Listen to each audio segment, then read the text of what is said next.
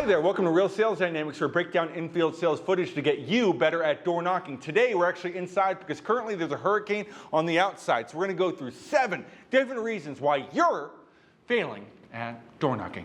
First off, you speak too softly. You might be thinking out there, if I just talk a little bit less loud, then I won't sound so salesy. Well, what's actually happening is that you're afraid, right? And that fear will project out to your customer and they'll think, why should I listen to this person if they won't even bother talking loudly? Because what's going on in the back of your head is you're going, I don't want someone else to hear what we're saying. Well, they're gonna think that too. And then you're making the whole thing really weird, right? Embrace the weird by being more confident, talking louder, and getting them a bit more excited. It doesn't mean you go, hey, my name is Carlos, I do solar, how are you doing today? That's not the right approach. But speaking with a tonality that is more sing-songy, right? Less one note at about 2 decibels, more a multitude of notes at 10 decibels, you're gonna get that person exciting, because the thing is, they're not necessarily buying your product, they're buying you, and they want to spend more time with you. That's why they're buying from you and not that other guy. So, embrace the fact that we are not only in the solar industry, we're also in the entertainment industry. Entertaining the person that's right in front of us so they want to spend, let's say, another 30 minutes, hour, or in certain cases, 2 to 3 different times while you're getting your solar project through the pipeline to go to install with you. And not only that, you're going to be so captivating and interesting while you're doing it that they're going to refer you to their friends. They don't want to refer quiet, introverted weirdos. They want to refer confident men or women who are good at their job. And the more you show that little bit of flamboyance in your life, I promise you, you're gonna end up being happier and less awkward when you're on the doors. And that goes right into number 2, lack of belief or conviction. It is difficult to be completely convicted in an industry if you're completely new to it, because you may have not even seen the results of what you've done, right? So, a good way to actually gain conviction is look up your company's reviews. If they're really great, you can gain some more conviction from there. If they're bad, talk to some people who are working at the company to maybe figure out why the reviews are bad. It could be just a situation where something happened weird with marketing a long time ago, or it could be that you're generally working for a bad company, right? That can lead to low conviction. Another thing that can lead to low conviction or lack of belief, and by the way, if you don't have conviction in what you're doing, you're not gonna be able to get anyone else convicted to do what you want them to do, is if you're constantly running into snafus while you're selling, whether that's bad customer service from your install company, or just basic bad leadership overall where you do not trust the people that you're working with in any given moment.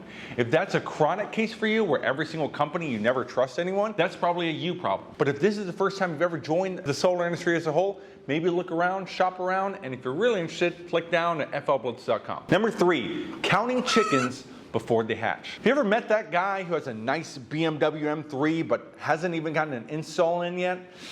You don't want to be that guy. You ever meet that guy who's just constantly stressed out, even though he has a bunch of deals in, because he got into debt early on in his solar career and can't get himself out? Well, what that leads to overall is an incredibly stressful life, because they're counting their chickens before they hatch. You'll see this all over the place. Not even people just spending money that they don't have, but people going home after they get their first bill. They think, I got 1 lead today, therefore it's going to be okay. If you just get 1 lead, the solar gods are going to be mad at you. You got to get 2 or 3 if you actually want something sticky that's going to land. More importantly, you shouldn't be out there trying to flex with how much money you have until you actually have the money. But moreover, they're not going to be impressed by you because of the things you have, but the person that you are. And you are going to be an exceptional person if you're great at sales. Every single guy that I know who's amazing at sales, namely door-to-door sales, is an exceptional person to hang out with. Every single time you go, that makes sense. I understand why people are buying from you. If you're talking to someone who's not an exceptional person, who can barely talk their way through a paper bag, but they tell you they got 30 sales in just a week, know that person's probably lying to you, and they're trying to ruse you into something because they didn't count their chickens before they hatch,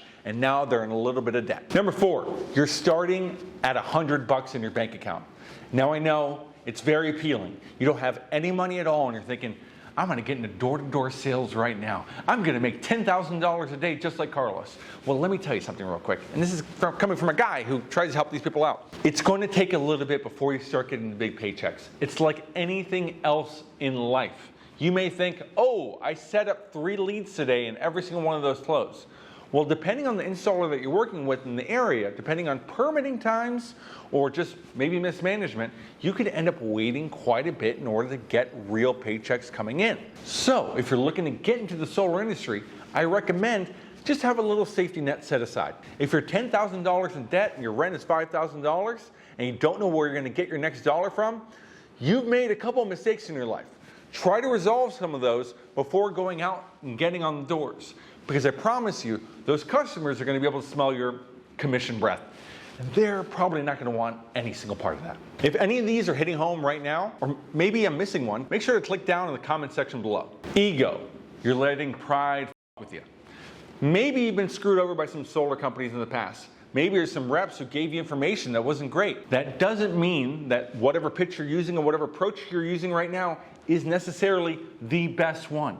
And more importantly, what you'll find throughout your career is that the people who enjoy gaining new information and adapting with it are the ones who consistently make money in this industry. I have known loads of reps who killed it for a little bit, but as soon as anything changed, whether they had to switch from lease to a loan or suddenly start adding in roofs into their deals, left the solar industry so they could go towards a safer path because they let pride mess with them. The unexamined life is not a life worth living. In the same way as an unexamined pitch is not a pitch worth having. It is always a good idea to re-examine what you're doing so you can learn more and recognize that you can learn from people who are only doing 3 sales a month or 30, as long as you're coming at it from a point of curiosity and not as a point of dogma. Remain steadfast, have integrity, remain rational and reasonable, and you'll do really well in this industry. Solar coaster. The reason why we're talking about solar coasters on this is the idea that there's guys, and this happens in sales all the time, but it's really difficult whenever you're in a 100% commission-based job, right? Where you start revving up, out of nowhere, you did 3, now you're at 6, now you're at 9, now you did 12 sales in a month, and you start getting some of that commission. Great, so guess what? You're gonna go ahead and take a break and head out to Thailand for 3 weeks, and why not go to Mexico? Then you go somewhere else, suddenly out of nowhere, you only have $3,000 left, and you have to walk your way all the way out of there. The problem is, though, is that in the solar, it's like anything else. You have to build consistent momentum. Versus the guy who did 8, then 8, then 8, then 8, then 8, then 8 throughout the entire year, he made significantly more money, was significantly less stressed out because he didn't have to build that momentum back up. And when you're building that momentum back up on a chronic basis, it's actually going to make your life significantly worse because the people around you are going to feel that you're not in control of your destiny. And people like being led by people who are stable. Now, talking about stability coming from a guy like me is a little hard, but I'll admit that there has been times in which you take a little bit of break off, and you'll notice every single time it's that much harder to get up.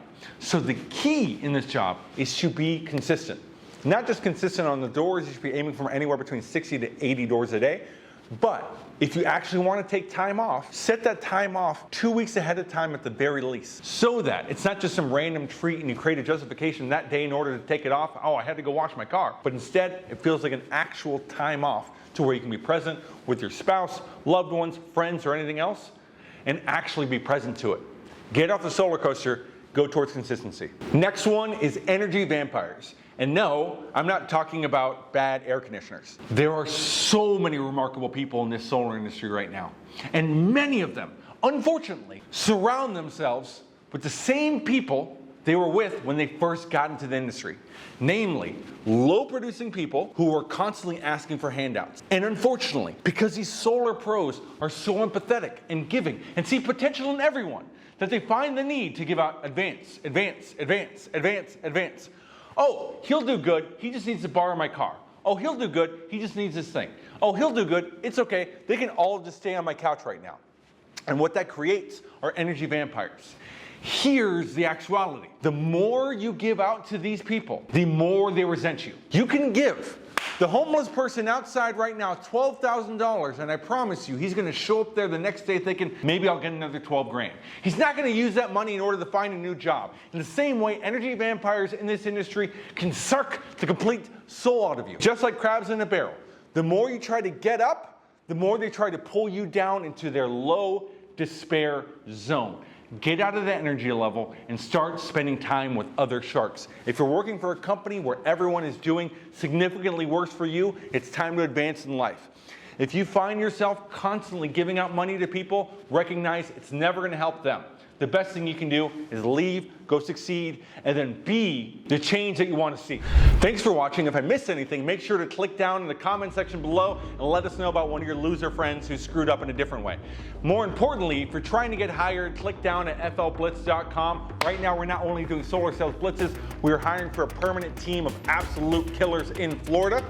Most importantly, click subscribe, and one of these two videos, YouTube thinks you're going to like it a lot.